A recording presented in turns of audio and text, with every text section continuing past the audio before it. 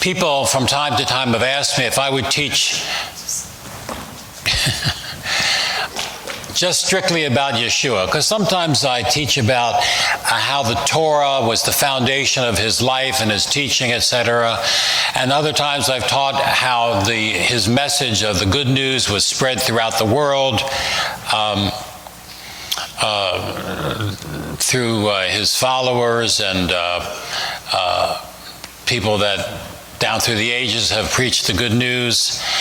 But thanks to Matthew, or Mattityahu in Hebrew, who was initially writing to fellow Jews, I am able to explain much about Yeshua's life, because Matthew taught us about Yeshua's life. He explained a lot about things from his early presentation of being the Messiah.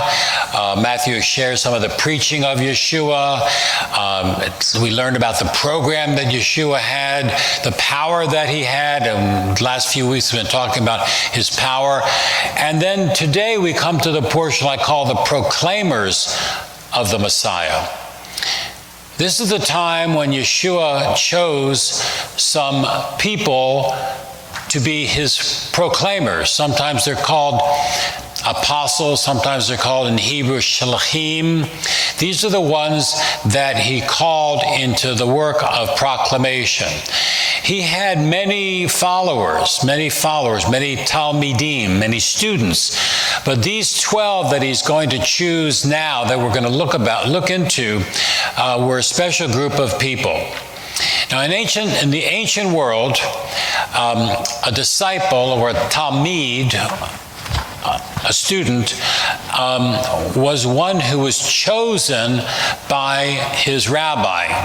You didn't apply for a job. It wasn't like going to seminary, sending out applications. A rabbi would notice somebody and say, I'm going to choose you to disciple you. I'm going to choose you to be your mentor. So when a rabbi saw a promising student, he would go to him and ask him to be a talmid, a disciple. It wasn't a matter of volunteering, it was a matter of choosing. Now, the model in the Greek world was different. In the Greek world, people learned by transmission of information from one generation to the next. In the Jewish world, it was a matter of transforming life.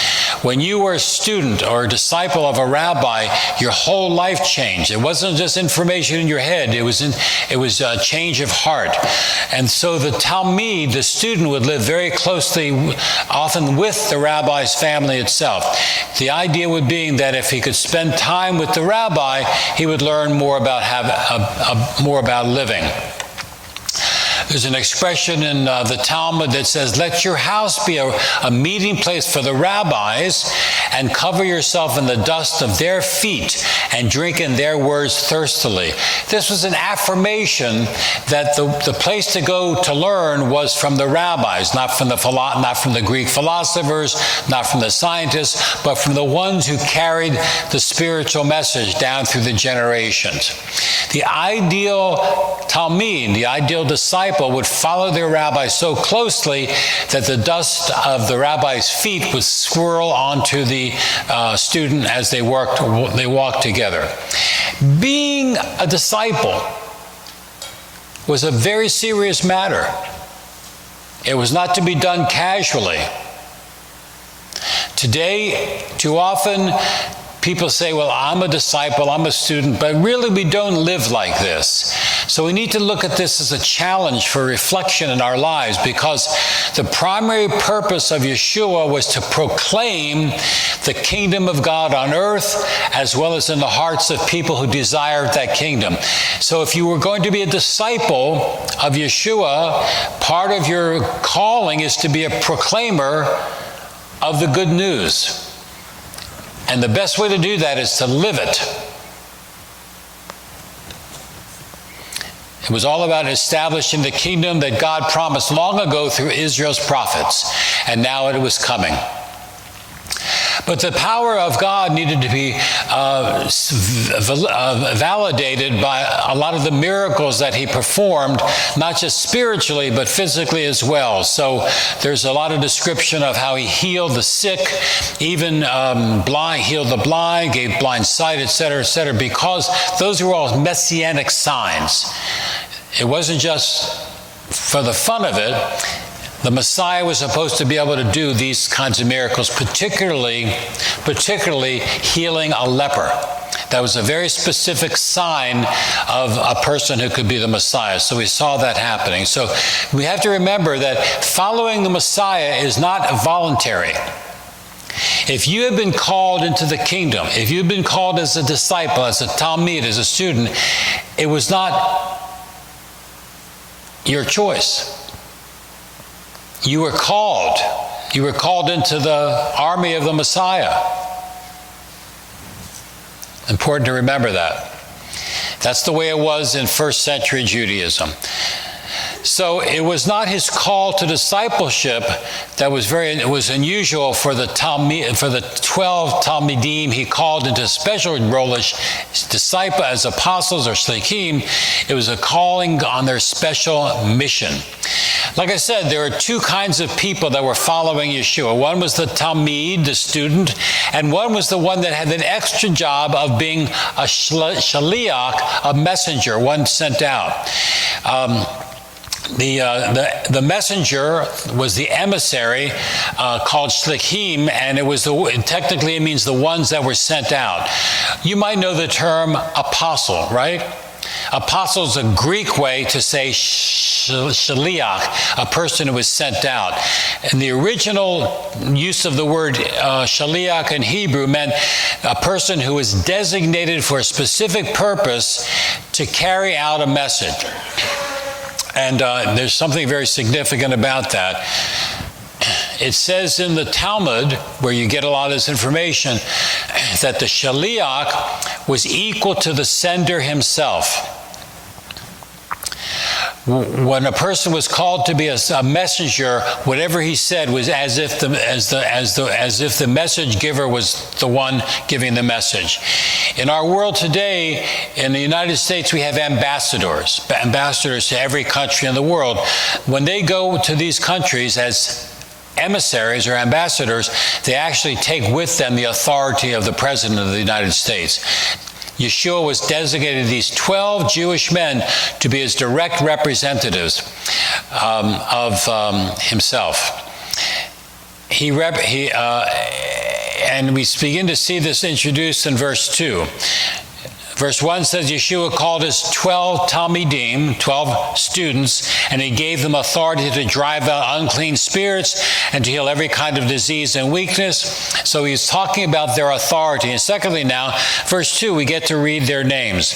These are the names of the 12 emissaries. First, Shimon, called Kepha, and Andrew his brother, Yaakov ben Zabdi, and Yochanan his brother, and Philip and Bartholomew, Toma, Mattityahu, the tax collector, Yaakov bar Halphai and Taddai, Shimon the Zealot, and Yehuda from Kriot, who betrayed him. Let me talk about them for a minute. The first one mentioned in this list was a man named Shimon or Simon, also called Kepha. It's interesting that Matthew notes that his name had two names, one in Hebrew, Shimon, and also one in Aramaic, in this case, Kepha. That explains the Greek rendering of this person's name is Petros, because Kepha means rock, and Petros means rock in Greek. So that's where the name Peter comes from, if you've ever wondered. So the famous Saint Peter, a Jewish boy, you know. It's hard to remember that when you think of St. Peter's Cathedral and the Vatican and all that. Peter stuff, but he was a Jewish guy, originally had the name Kepha, an Aramaic word. But the meaning of his word is significant because he was really the rock of the early Messianic Jewish movement, even though from time to time he was a little bit shaky. The second name, Andrew, means manly, and he's the brother of Shimon. Yaakov ben Zavdi is also named here as after Jacob, the patriarch, and his name is often translated into what? James. So Yaakov, the third apostle mentioned here, is known in our world today as James. I like to clarify those things for you, to remind you that these are all Jewish guys. Then you have Bar Talmai. Bar means son, also known as Bartholomew, son of Talmai, and probably had an alternative name of Nathaniel. Toma, or Thomas, would become famous as the skeptic of the 12. He was the one who doubted that the resurrection happened. You remember, he didn't believe it until he actually put his hand into the sides where Yeshua was thrust through with a spear. Then he believed. That was doubting Thomas, he's known. Another one, Mattityahu, who's the writer of this gospel, his name means gift of God. And though as he was a tax collector, and he probably had a little time convincing his Jewish friends that he was really a gift, because he was the one taking their money. He was a tax collector for Rome. Then you have Zakov Bar Halphai, or Alphaeus, who has a distinct position of being a half-brother of Yeshua, and would be and later would write other material for the Brit Hadashah. The next Shaliach went by the name as Shimon the Zealot, or Simon the Zealot. Now this title was not to just communicate that he was a zealous kind of guy, but he was part of the party known as the Zealots. In Israel in this day, there were a number of political parties. There were the Pharisees, the Sadducees, the Herodians, and a few more, and the Zealots. The Zealots were those people who were ready to overthrow Rome through violent means. Yeshua picked a zealot to be in his team, in his followers, or shaliach. I guess he wanted quite a mix. He chose purposely somebody who was violent, would like to violently overthrow Rome, as well as a Roman sympathizer, Matthew, because Matthew worked for Rome. He was a tax collector for the Roman government. Think about Yeshua's calling of these 12. It was not a monolithic group. It was a group of mixed kinds of people that he called together to be his shlachim, to go out, because they had a certain purpose for each one of them, and that's why he called them. In a Messianic congregation like Emmanuel, we have a broad group of people. We're not monolithic. There's a lot of different people here from different backgrounds, with different talents and gifts. And sometimes I see a person with a certain gift, and I go to that person and ask them if they will help out the congregation in that way. That's part of the job of a rabbi. And the last of this list of 12 is Yehuda from Kriot. Kriot is up near Haifa. If you can picture Israel, go up the coast on the western side of Israel, you come to Haifa. It's a seaport. Going east from Haifa is the area known as the Kriot. And this is where Judah, or Judas, is from. He's the one who betrayed Yeshua at the Last Supper. Yehuda from Kriot. So now in verses 5 through 9, we get some of the details of his program, which these men have been called to. So I'm going to explain verses 5 through 9. You can follow along in your Bible. You can find some specific verses words I'm going to mention. So these men were sent out with a very focused purpose. Now I should tell you, it might surprise some of you, that their calling was to be going not to the Gentiles, not to the Goyim, but only to the lost sheep of the house of Israel. It says that right there in the Bible, if you don't believe me. Check it yourself in Matthew 10, verses 5 through 9, where Yeshua is laying out the program. The program he's saying is, guys, I don't want you going to the Gentile world or to the nations. Right now, you go to the Jewish people, to the lost sheep of the house of Israel. Israel. Yeshua's heart for his people is evident right here. He was so concerned about his own people that he told these 12, first go to the Jewish people, the lost sheep of the house of Israel. Yeah, we know that later on the message goes to the Gentiles, thank God, but initially it was supposed to go to Yeshua's own people. They were to share the good news to the people that had been waiting expectantly for the coming of the Messiah. Now we know that the message was ultimately to go to all the world, but the initial group that was supposed to be reached was the nation of Israel. Even the great apostle to the Gentiles, the Shaliach to the Gentiles, the one who was sent to the Gentiles, to the Galatians, to the Romans, to the Ephesians, Rav Shaul, also known as the Apostle Paul, said he was called as the apostle to the Gentiles. And everywhere Paul went on his missionary travels, every city he went to, where did he go first? Not to the local delicatessen, not to the local synagogue. He went to the Jewish people, whether they're in the synagogue or even down by the river hanging out, as he did with those women that were not in the synagogue. So everywhere he went on his missionary journey, he went to the synagogues first. God still has a great burden for our people, Israel.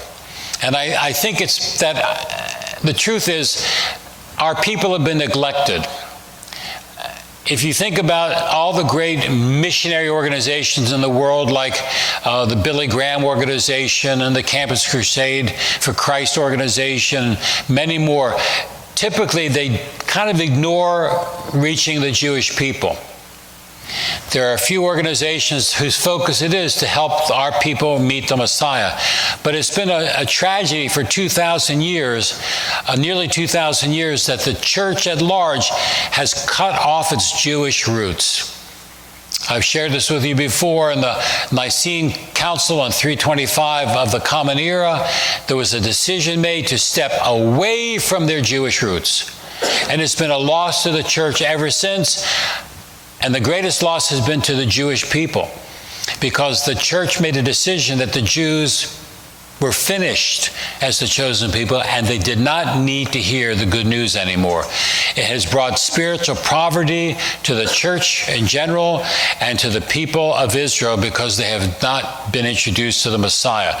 We at Emmanuel have a calling to reach our people in this area. Let's be praying about that, because there are many Jewish people in Howard County that do not yet know the Messiah. They might come to know the Messiah because of our little congregation. Won't that be wonderful? We'll have to get a new building, bigger building. God would be very pleased with that. So I want you to be thinking about that. The kingdom of God is offered to Israel in the person of the Messiah, but now the message has gone much further, and we see many non-Jews joining this whole movement. In verses 9 through 10, the Shlachim were told something very specific.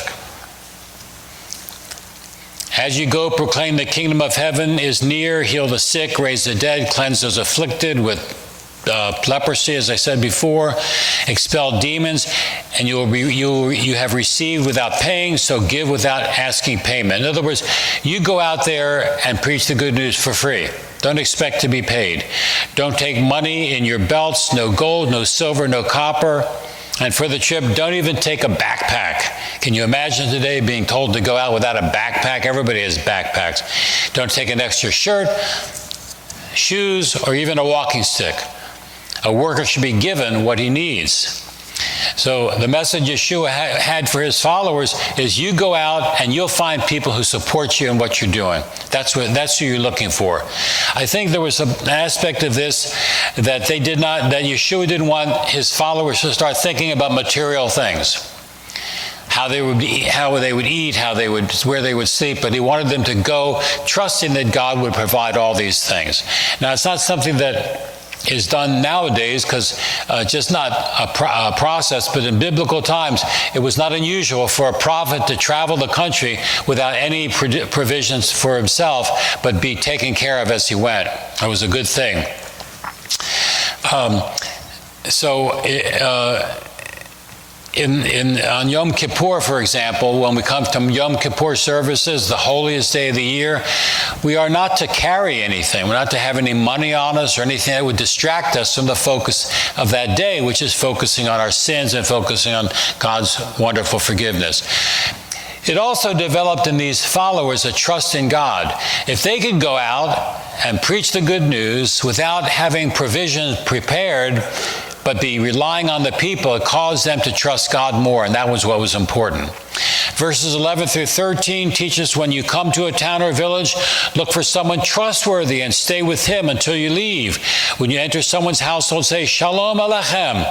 If the home deserves it, let your shalom rest on it. If not, let your shalom return to you. Kind of like take your greeting back.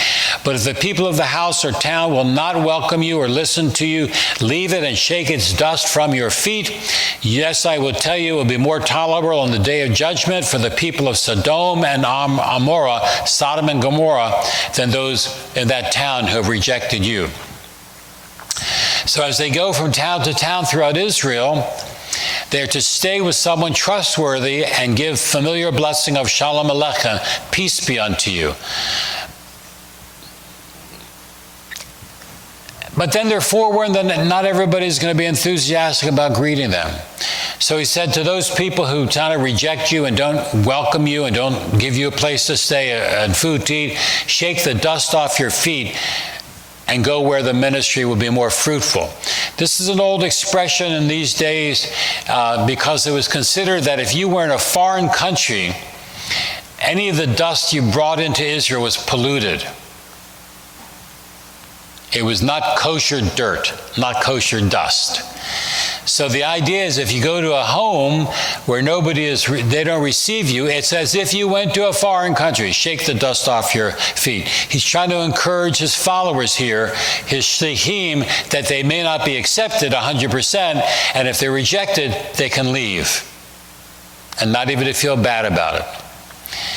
He says it will be more tolerable on the day of judgment for the people of Sodom and Gomorrah than the people who reject you guys as you travel around. He's trying to build up their confidence because they're going to have a tough time, as we know. So Matthew describes Yeshua's picking of his proclaimers, and now it proceeds to describe some of the problems of these proclaimers that they're going to have. Verses 16 through 18. Essentially, the shlichim should not be naive. He said they're going to go out as sheep among wolves. You're going to go out as sheep among wolves. Can you imagine what that means? Picture it, a wolf and a bunch of sheep. What's going to happen? That wolf is going to have a good meal. Because sheep are innocent. They're naive. They're just going to be walking around the pen eating grass, and the wolf's going to be licking his chops. So you need to be innocent as sheep among wolves and wise as serpents. Some of the adversaries of these people were going to turn them over to the Sanhedrin and administer a flogging in the synagogues. In other words, they're going to be turned in as criminals, and they're going to be treated as outcasts, as heretical Jews. And that's what would happen to a heretical Jew. They would be flogged 39 times. He's warning them of what's going to happen. And also for the Gentiles, some of them are going to be involved because some of these Jews are going to be brought before the governors and kings of the Gentiles. It's not only punishment from their own synagogues, but they're going to be punished by the government of Rome because they were considered rebellious against Rome. They're not considered heretical in the Jewish world. They're considered seditious and rebellious against Rome. This was not a fun job that they were going to have.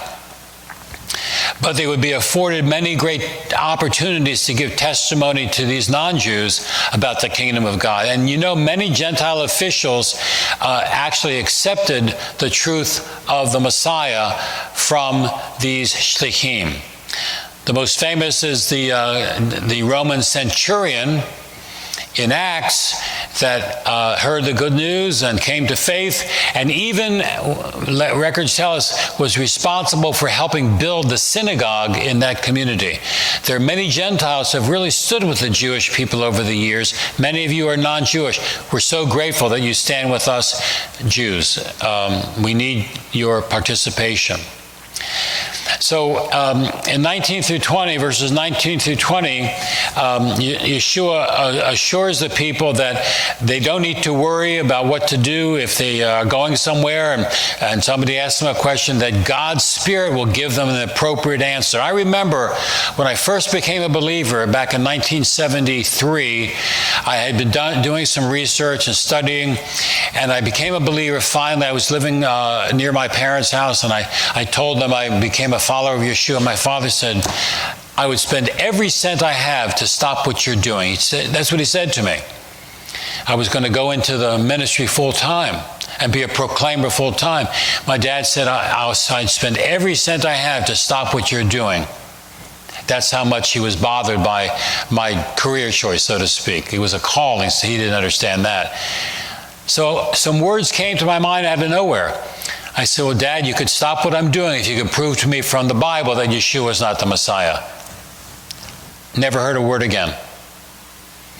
God gave me those words. And that's what happens when we're in situations of opposition. God sometimes gives us the right word to say. How many of you have had that happen? Show me your hands. Look at all those hands. God is working. If you're serving Him, He will provide the words you need.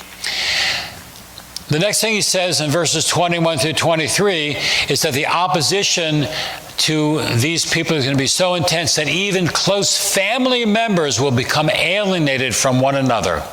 A father will turn against his own child, and children will turn against their parents. It's going to be a tough message that they're proclaiming. Have you ever shared with your relatives about the gospel? That's very difficult. It's easier to share with a stranger. If you go tell your relatives about how important it is that they trust Yeshua, that their eternal destiny is predicated on that decision that they make, you can sometimes get thrown out of your house. I'm sure that's happened to one or two of you. But he says, whoever holds out to the end will be preserved from harm. In other words, we might be rejected, we might be punished, we might be flogged, we might be rejected, but if we hold out to the end, we will have salvation in our lives. The condition of the promise of spiritual redemption is eternal. Is personal endurance. Endurance confirms the reality of a spiritual relationship that we already have with Yeshua. Sometimes you don't know you have endurance until it comes to a head. You know, we have an easy life in America. We can go to worship services anywhere we want. There's freedom of worship in the United States of America. I don't think we really know how deep our faith is until it's challenged. Until it costs us something, we don't really know how deep our faith is. So I would suggest this, that when our faith is challenged, we don't look at that as a problem, we look at it as an opportunity. Because as our faith is challenged, it causes us to dig deeper, be more committed to the text that supports the reasons we believe, and more committed to Yeshua. It's important to remember that. Meantime, he continues by saying, this should not surprise anybody. All these things should not surprise the emissaries, because opposition is part of being a follower of God. A disciple, he says, is not greater than his rabbi. What does that mean? If the rabbi, that is Yeshua, was persecuted, right, which he was, why should we get off? A Talmid, a disciple, is not greater than the rabbi. If the rabbi suffered for the faith, why should not we? The message he was selling his shlichim, you need to be ready to suffer. The message of Yeshua's redemption needs to be continually presented to our people until the very end of days. But you know, there's a lot of good news. I want to just share this with you a second. In our lives today, there are hundreds and hundreds of Messianic synagogues like ours, maybe 25 to 50 in Israel. This is a result of God's doing in the last days. Moreover, there are many Orthodox Jewish people who believe in Yeshua. They have to do this on the DL, on the down low, because of the potential repercussions, but there are many that believe. And this coming week, I get to go to a conference of Messianic Jewish scholars, meeting non-Messianic Jewish scholars, some big names, to discuss Yeshua and the New Testament and his Jewishness. This will be up in New York. I'll report back to you next Shabbat. Lisa's going with me. It's a fantastic event. Never happened in history before. So Messianic Jewish scholars and non-Messianic Jewish scholars are going to sit down and discuss Jesus and the Jewishness of the New Testament. What do you think of that? Never happened before. This is good news. This is good news. This is good news.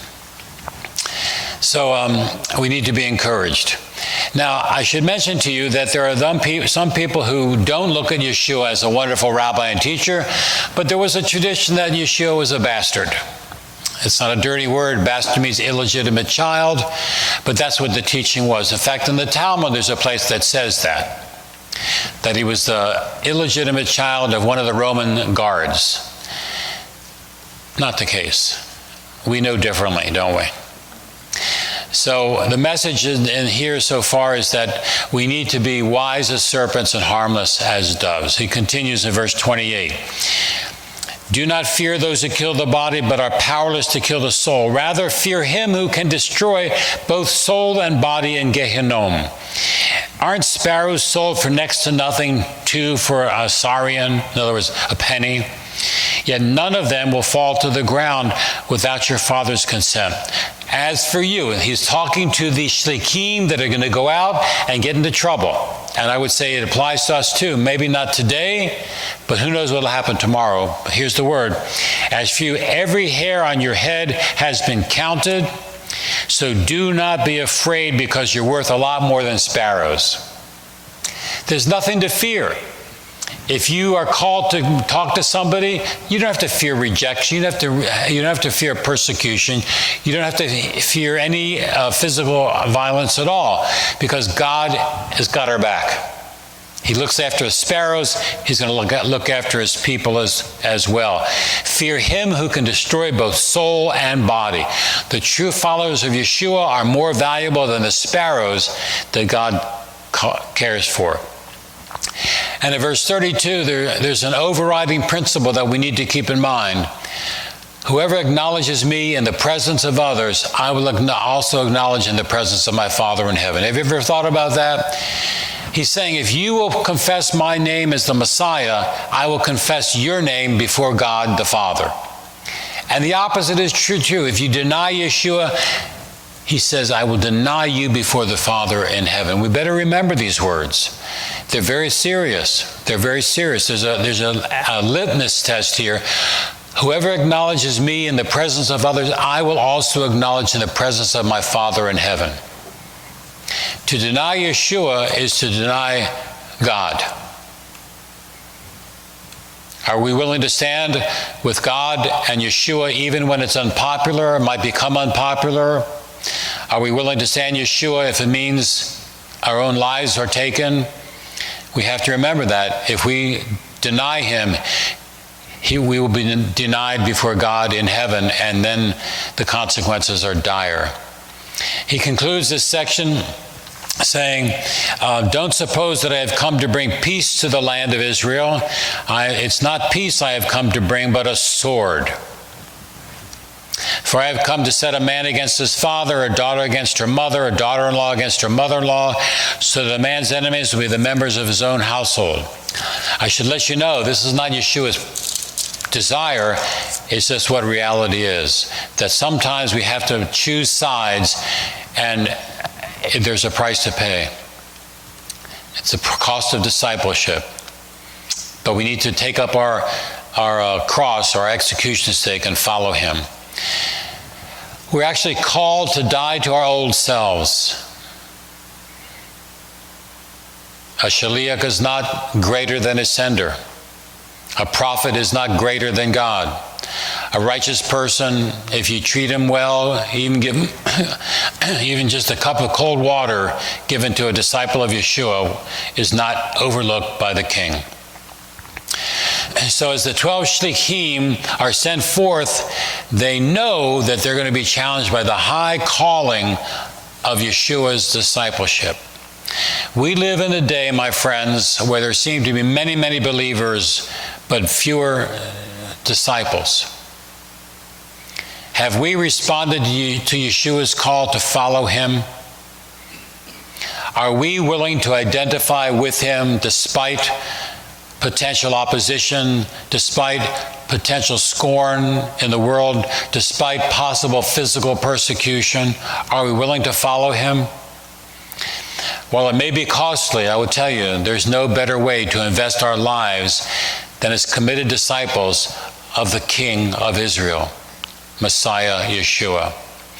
May we heed the message of our great Rabbi to find the blessings of God both now and in the world to come, and may God give us strength and faith to follow him.